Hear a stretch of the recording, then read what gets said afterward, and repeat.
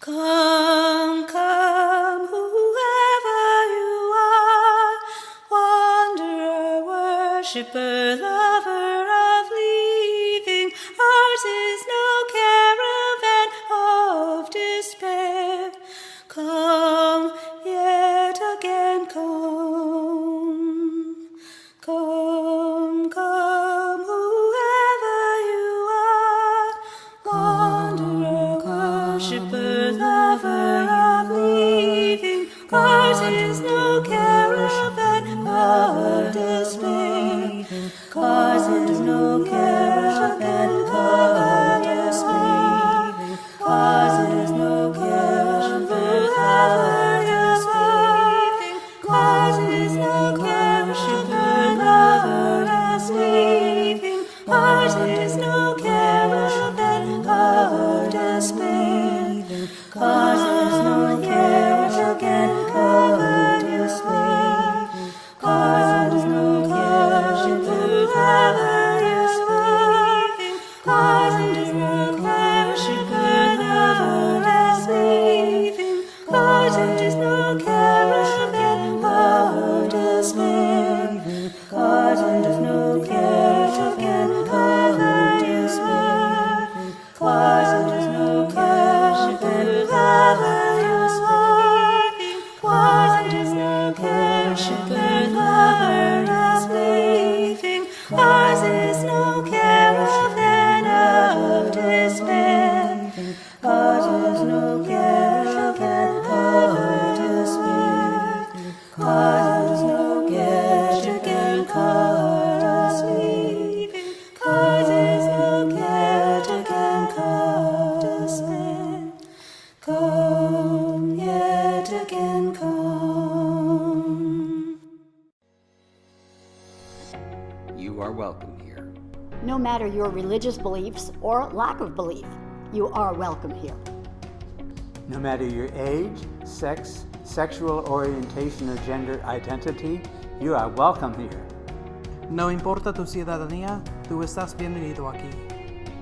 No matter your citizenship, politics, or relationship status. No matter your physical characteristics or health, you are welcome here. Whoever you are, wherever you are from, you are welcome in this place.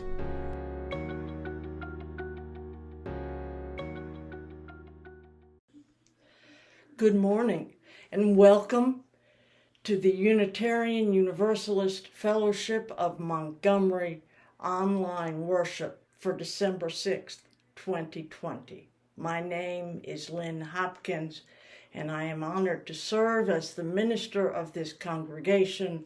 I speak to you from the ancestral lands of the Muskogee Creek Nation. I'd like to invite you into this hour of worship this morning with these words from poet Khalil Gibran. Your daily life is your temple and your religion. Whenever you enter into it, take with you your all. Take the plow and the forge and the mallet and the lute, the things you have fashioned in necessity or for delight. For in reverie you cannot rise above your achievements, nor fall lower than your failures. And take with you all people. For in adoration you cannot fly higher than their hopes, nor humble yourself lower than their despair. And if you would know God, be not therefore a solver of riddles, rather look about you, and you will see God playing with your children, and look into space.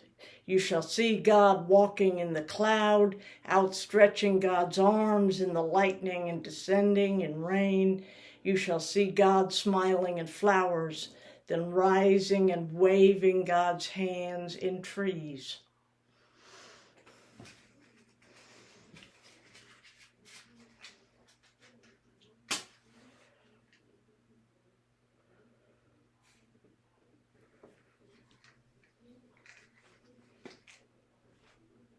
I invite you to join with me now in speaking our congregational covenant. We, the members and friends of the Unitarian Universalist Fellowship of Montgomery, promise to serve our community with open minds, willing hearts, and helping hands as we respect one another, honoring that our perceptions may differ, value our differences, working to better understand them in conflict, give joyfully of ourselves, being in harmony with our capabilities, and embrace our connections with each other, nature, the global community, and the great mystery of life. Let's hear now from our coordinator of religious education, Roger Burdett, with A Time for All Ages. This is a rock. It's a rock. Now, for a couple of weeks, we've been trying to figure out what is inside this tin box. Well, I'm here to tell you now, a rock is inside this tin box. Now, I don't know the significance of the rock yet. Let's uncover that together on Time for All Ages.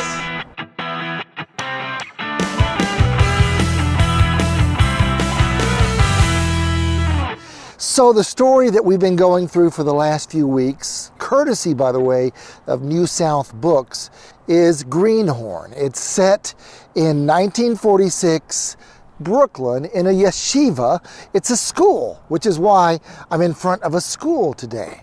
20 boys from Poland who, sadly, whose parents had died in the Holocaust in concentration camps. Daniel is now in New York City, and he just sort of stays to himself, and he hangs on to that tin box. The other boys do try to interact with him. Hey, you want to play a game of Chinese checkers? We ask him. 9. You want to arm wrestle? 9. You want to look at a Captain Marvel joke book? Daniel just sat on his bed, holding on to that tin box with a rock in it, we now know. Okay, let's put the box aside for just a moment. Here's our first major breakthrough. Remember, Daniel barely speaks, did not speak any English when he first arrived at the yeshiva. But one day they were in class, he was with the rabbi, so he astounded everybody. He read some text in Aramaic and then translated that text into Yiddish. And he followed that up by reading some Hebrew commentary in Hebrew, and people were like, whoa, who is this kid? But wait, there's more.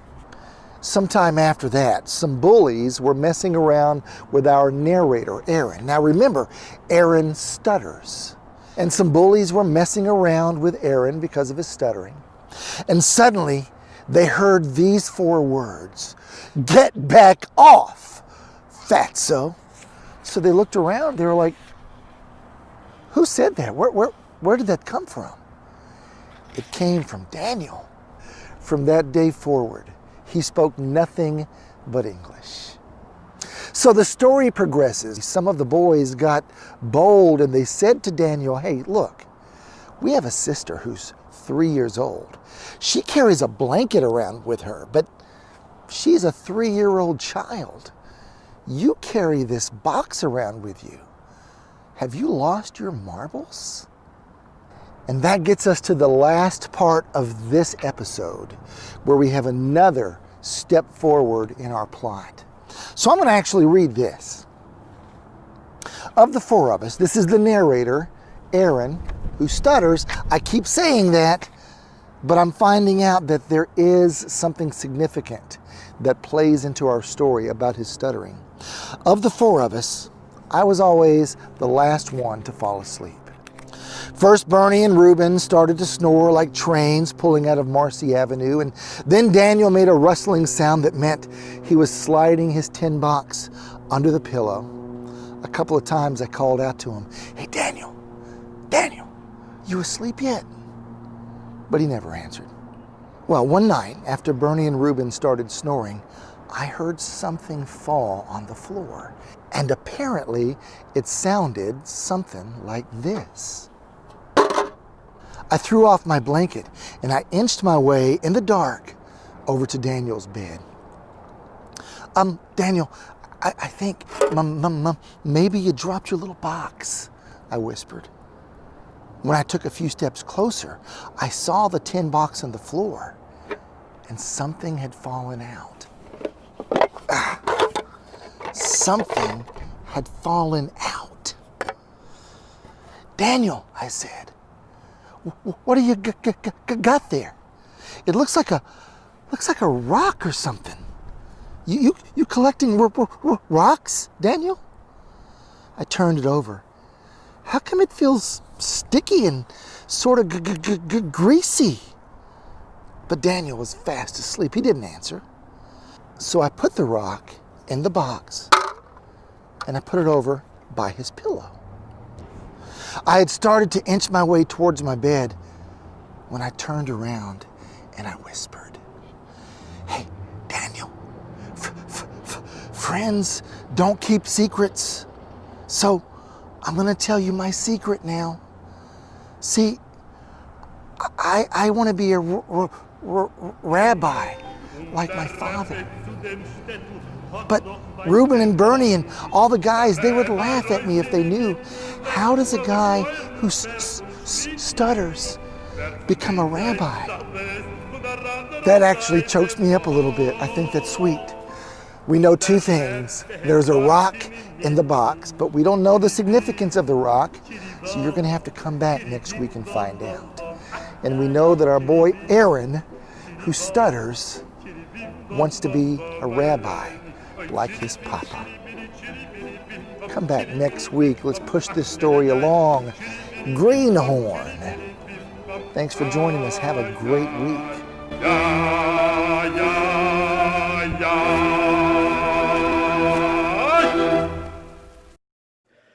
In each service, we take a moment to lift up and let go the things that we carry with us through the week. The joys, the sorrows, the anticipations, the anxieties, whatever is on our hearts. I invite you to use the chat feature adjacent to the video to speak out the things that you carry this morning so that we may be companions to one another in this hour, to build community and enjoy fellowship.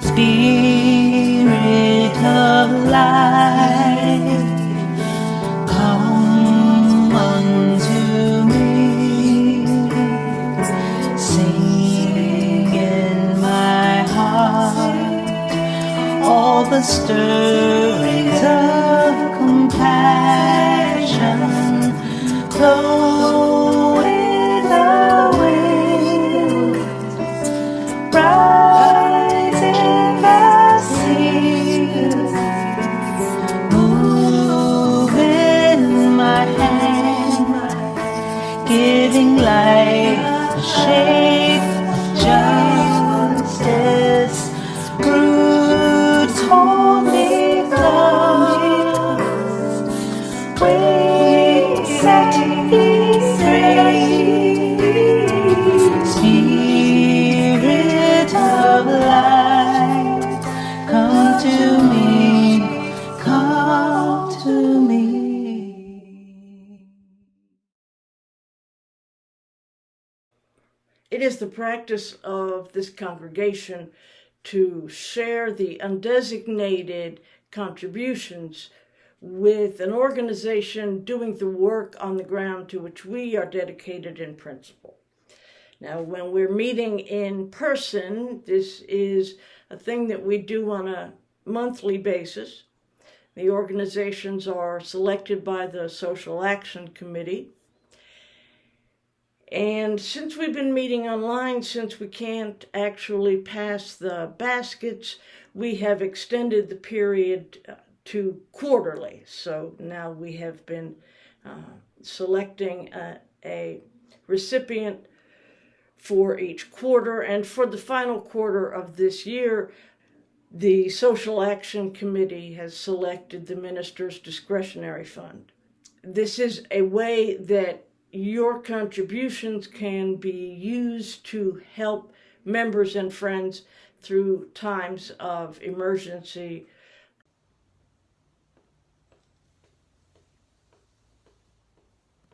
Ooh, I wonder, oh, I wonder, ooh, I wonder what is to come out of this darkness.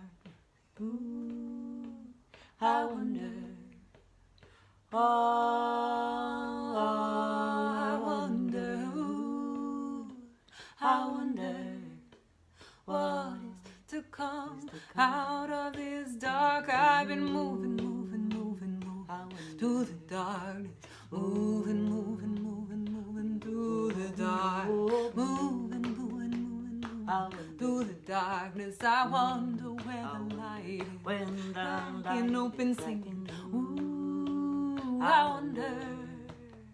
Oh, I am filled with wonder. Ooh, I wonder what's to come out of this darkness. I thought this candle had long gone out. I thought this candle had long gone out. I thought this candle had long gone out. But today, I can see there's still a flickering. Ooh, I wonder. Oh, I am filled with wonder. Ooh, I wonder what is to come out of this darkness. Ooh, oh, yeah, yeah.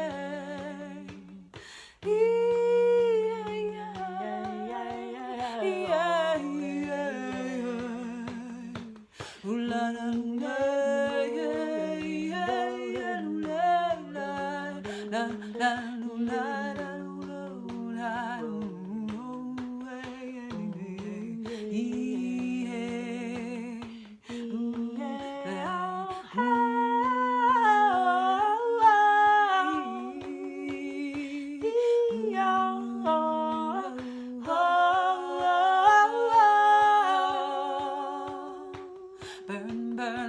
burning on the inside, burning like a bright light, burning on the inside. This light's still burning bright. I thought this candle had long gone out. I thought this candle had long gone out. This candle had long gone out. But today, I can see there's more than a flickering. Ooh, I wonder. Oh, I am filled with wonder. Ooh, I wonder what is to come out of this darkness.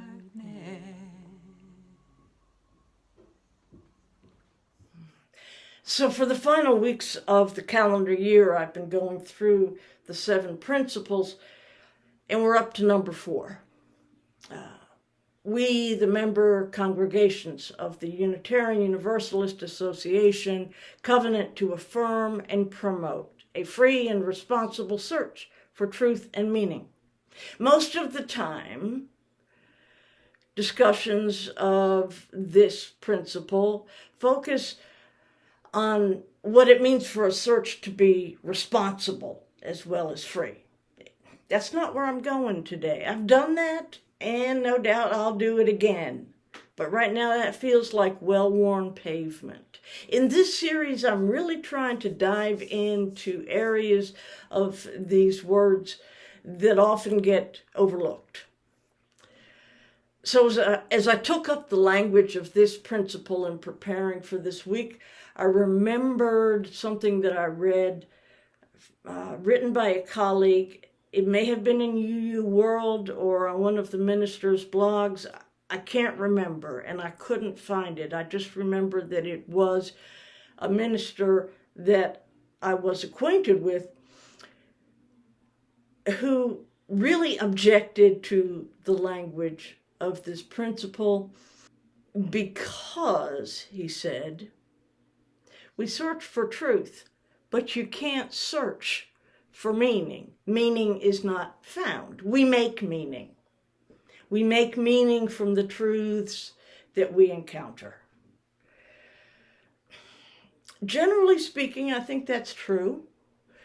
At least I'm pretty sure it's true for most Unitarian Universalists and others in liberal religious traditions.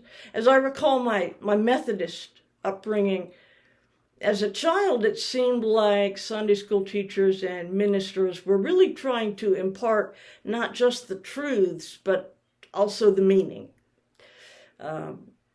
Truth and meaning is a single package. But they really are different.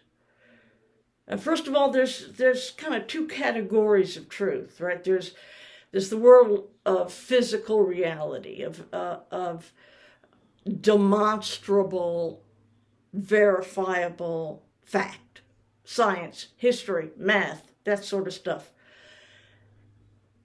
And we tend to make meaning of these things by assuming motives or theorizing about cause. A simplified example here would be just very recently, the Democratic candidate for president received more votes than the Republican incumbent in the state of Georgia this year's election. Many of us made sense of that by supposing that a combination of disappointment with the incumbent's performance combined with a changing population in the state of Georgia, population becoming more diverse, less white, aided by a zealous effort by community organizers to engage voters who had previously been less engaged, led to this unexpected outcome. That's what most of us made of it. Some of us, though, encountered cognitive dissonance.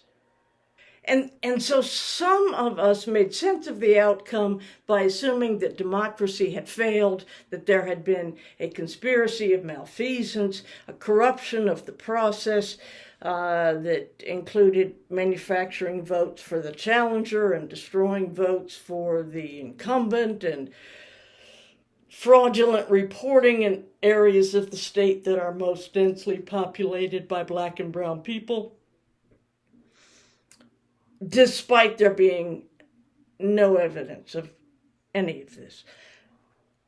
This sort of thing happens pretty regularly in American politics, especially where power structures intersect with white supremacy culture.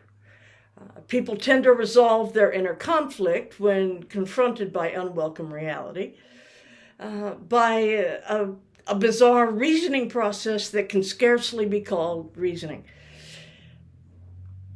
All manner of premises and assumptions are created seemingly out of thin air in the absence of evidence to support conclusions and meanings that are entirely irrational. And we see the same thing in religious discourse. Frequently when catastrophes, natural disasters are attributed to the will of God. AIDS was because we allowed gay folks to live. Hurricane Katrina was attributed to legalized abortion. And this points to the second category of truth. I said there were two kinds of truth. There is also a truth that is generally the type sought in spiritual pursuits, the sort of capital T truth. It can't be supported by physical evidence, but nonetheless is claimed and believed with the level of certainty that we might attribute to Newton's laws. For those religious claims to work, believers must adhere to some very specific so-called truths about a supreme deity. Unitarian Universalists generally are uncomfortable with this category of truth, uncomfortable talking about religious convictions and assumptions. That doesn't mean we don't have them. Ours are just different. Human life is inherently worthwhile. Equity among human beings is inherently good.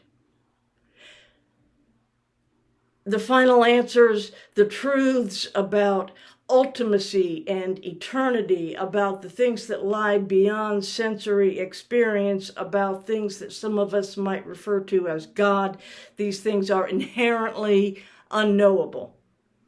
No single person or text can ever be an authoritative final voice of truth or morality. We claim these things with the same zeal that others might say that the Prophet Muhammad, peace be upon him, is the one true prophet of God, or that your soul can be redeemed from sin by the sacrificial death of Jesus. Yes, I do claim truths that are not supported by observable fact, and I do so without embarrassment. These truths are part of how I make meaning in life. Unitarian Universalists stand apart from Orthodox faith traditions, Orthodox literally meaning right teaching, because we are prepared to challenge our own premises, our own unsupported truths, when observable facts contradict our worldview. We not only acknowledge, but we even celebrate the impermanence of human understanding. The great Unitarian voice of the 19th century, Theodore Parker, made this claim in his famous sermon, The Transient and the Permanent in Christianity. And I quote, "What is falsehood in one province passes for truth in another. The heresy of one age is the orthodox belief and only infallible rule of the next. Men are burned for professing what men are burned for denying."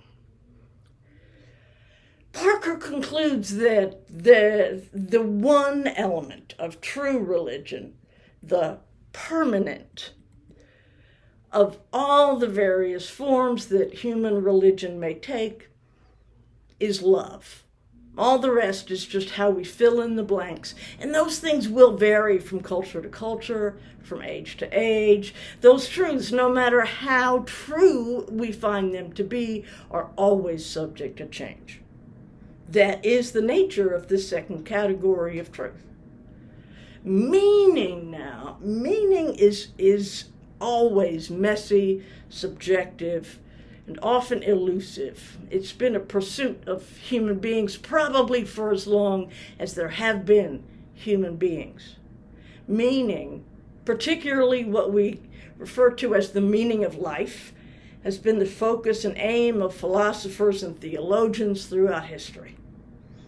Psychologists and psychiatrists may tell us that it is a yearning common to all humans, this need for meaning. And perhaps ironically, perhaps paradoxically, perhaps inevitably, meaning, when we find it, meaning may have little or nothing to do with the particular truths that we find. The meaning that we establish, the meaning of life, may not be directly related to the truths that we find on our path. The meaning of life is not necessarily related to the objective realities of our lived existence. The meaning of life is not necessarily related to the objective realities of our lived existence. Even as I say that, it sounds like it can't be right. Even as much time as I've spent working this out, it sounds nonsensical when I put it into words, but I stand by it. And I claim it based on established truths, that is, actual facts that I have encountered. The truths of which I speak relate to the Holocaust, HaShoah, as experienced by the brilliant scholar, neurologist, psychiatrist, and author Viktor Frankl. Frankl wrote Man's Search for Meaning, in which he told of his experience in Auschwitz, including his observations of those who survived with their integrity and identity and spirit intact, and those who did not. It's an interesting bit of trivia about this book, also, that the first English language edition was published by the Beacon Press, which is an arm of what was then the American Unitarian Association, now the UUA. Frankl insisted on the possibility of human integrity even in the face of the most horrific conditions. He was convinced by his own lived experience that one need not be defined by the circumstances of one's life. A few lines from this work. Everything can be taken from a man but one thing, the last of the human freedoms, to choose one's attitude in any given set of circumstances, to choose one's own way. Between stimulus and response, there is a space. In that space is our power to choose our response. In our response lies our growth and our freedom. Frankl's words seem especially relevant in this time, when it feels like we are continuously bombarded by loss every day. The morning news starts with a body count from this pandemic. The numbers defy comprehension.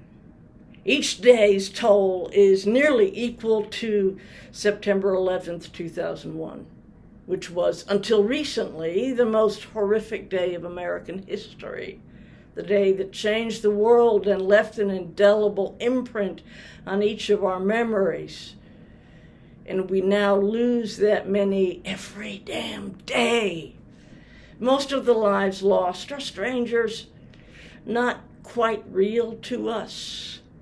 But then, at moments over the past year, many of us have experienced a loss right up close. A family member or a friend, maybe a colleague or someone we respected, even if we didn't really know them.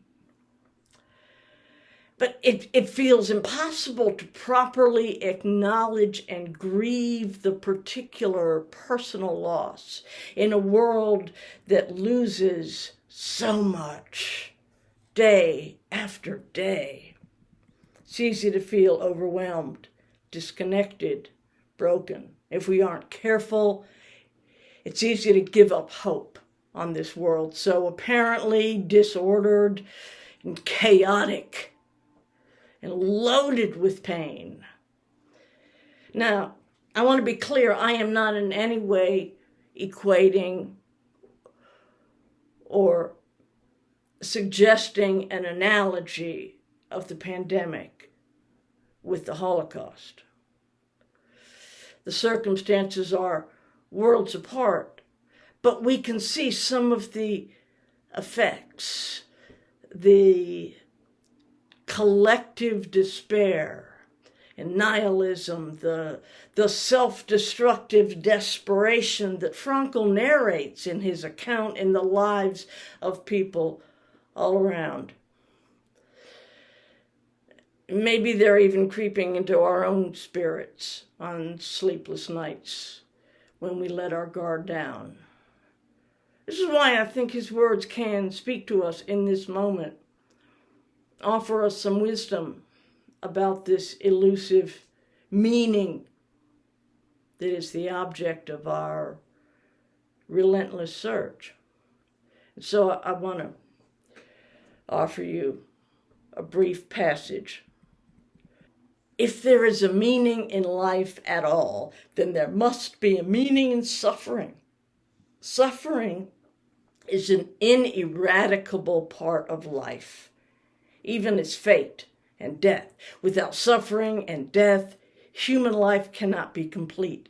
The way in which a man accepts his fate and all the suffering it entails, the way in which he takes up his cross, gives him ample opportunity, even under the most difficult circumstances, to add a deeper meaning to his life. It may remain brave, dignified, and unselfish, or in the bitter fight for self-preservation, he may forget his human dignity and become no more than an animal. Here lies the chance for a man to either make use of or forgo the opportunities of attaining the moral values that a difficult situation may afford him. And this decides whether he is worthy of his sufferings or not. Such men are not only in concentration camps. Everywhere, man is confronted with fate, with the chance of achieving something through his own suffering. Woe unto him who saw no more sense in his life, no aim, no purpose, and therefore no point in carrying on. He was soon lost. The typical reply with which such a man rejected all encouraging arguments was, "I have nothing to expect from life anymore." What sort of answer can one give to that?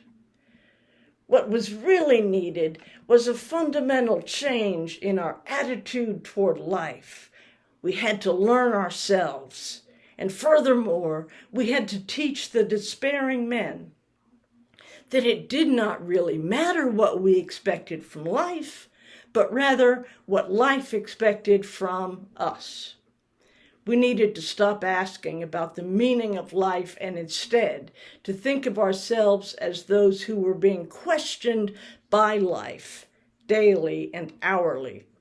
Our answer must consist not in talk and meditation, but in right action and in right conduct. Life ultimately means taking the responsibility to find the right answer to its problems and fulfill the tasks which it constantly sets for each individual. These tasks, and therefore the meaning of life, differ from man to man and from moment to moment. Thus, it is impossible to define the meaning of life in a general way. Questions about the meaning of life can never be answered by sweeping statements. Life does not mean something vague, but rather something very real and concrete, just as life's tasks are also very real and concrete. They form man's destiny, which is different and unique for each individual. No man and no destiny can be compared with any other man or any other destiny. No situation repeats itself, and each situation calls for a different response. Sometimes the situation in which a man finds himself may require him to shape his own fate by action. At other times, it is more advantageous for him to make use of an opportunity for contemplation. Sometimes a man may be simply required to accept fate Every situation is distinguished by its uniqueness, and there is always only one right answer to the problem posed by the situation at hand.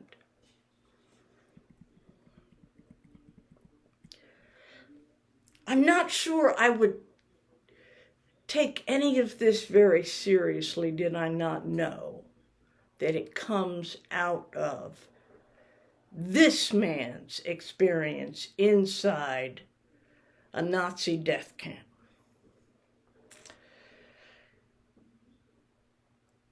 He says life ultimately means taking the responsibility to find the right answer to its problems and fulfill the tasks which it constantly sets for each individual.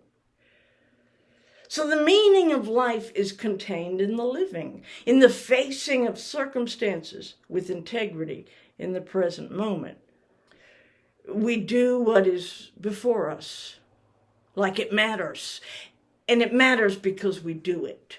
We make the decision required in the moment, and it is the right decision because it is the decision we have made. It's the one we live with. It's the only one there is. It is part of our life as it unfolds because whatever other paths might have been taken do not exist. Frankl speaks of meaning that is revealed in our life by our living it with the meaning that we impart to it, simply by responding to life's demands. There's so much I can say about Frankl's perspective, emerging as it does from intense scientific study and unimaginable suffering. And in the end, frankly, I find myself resisting some of his claims. I'm doubting some of his inferences. Maybe they're not as universally applicable as he seems to think. But as a Unitarian Universalist, I can believe him, and I can accept his answer as true, even if I might disagree, even if I might find answers of my own that seem to contradict his conclusions. And ultimately, I think that my colleague, whoever he was partly right. We search for truth, and meaning is a different thing. In my experience, meaning unfolds itself in ways that lie beyond words. Joy and success come as we pursue what we find most true and real in our lives, provided we aren't actually pursuing joy or success as though they were commodities that we could earn or attain by striving. Listen to life and respond to what it asks. It was Howard Thurman who offered the following advice: do not ask what the world needs, find what makes you come alive, because what the world needs is people who have come alive. So it might be true that we find truth by searching for truth, but meaning, I think we find meaning by seeking life, or by engaging with life in ways that affirm life, by living it in ways that move life along the arc towards the higher aims of connection and compassion, equity, justice. Each of us will encounter meaning in our individual lives in different ways, at different times, with different intensity. It is a particularly unique quest. But all of us can do this together. And in fact, I think doing it together may be the only way that any one of us truly succeeds.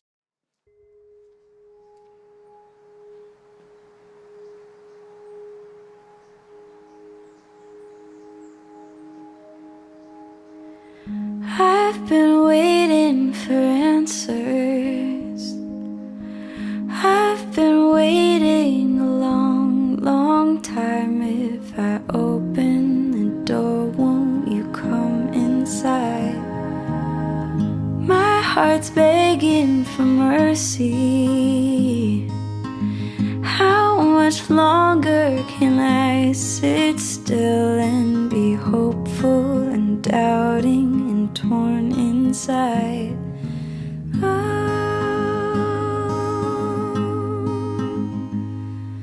And all this time I've been staring at the minute hand. Oh, what a crime. Oh, that I can't seem to understand that life is in the waiting.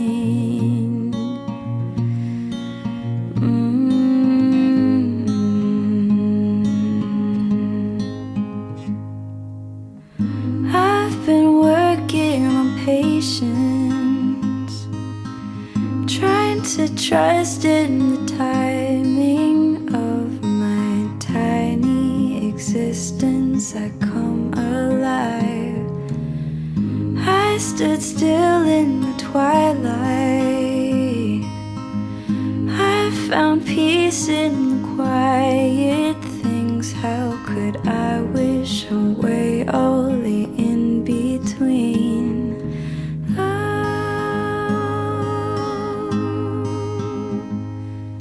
And all this time I've been staring at the minute hand. Oh, what a crime. Oh, that I can't seem to understand that life is in the waiting.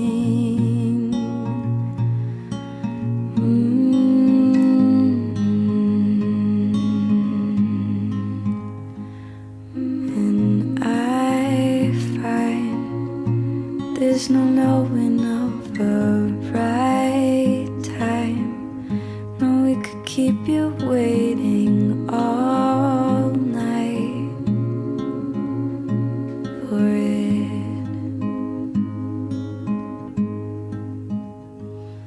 So hold tight, don't lose sleep over the half-life. Know that everything is alright, just like it is.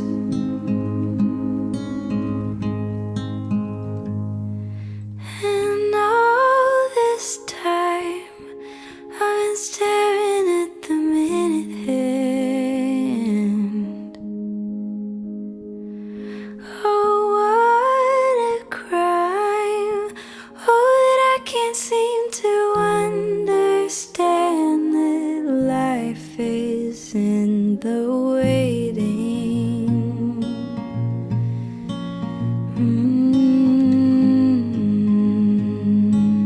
Life is in the waiting.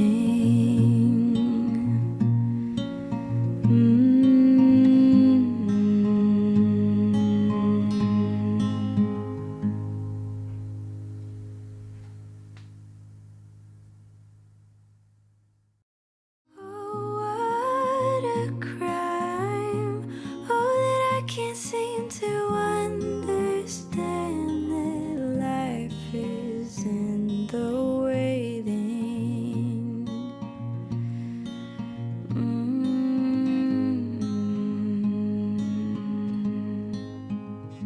One of us truly succeeds.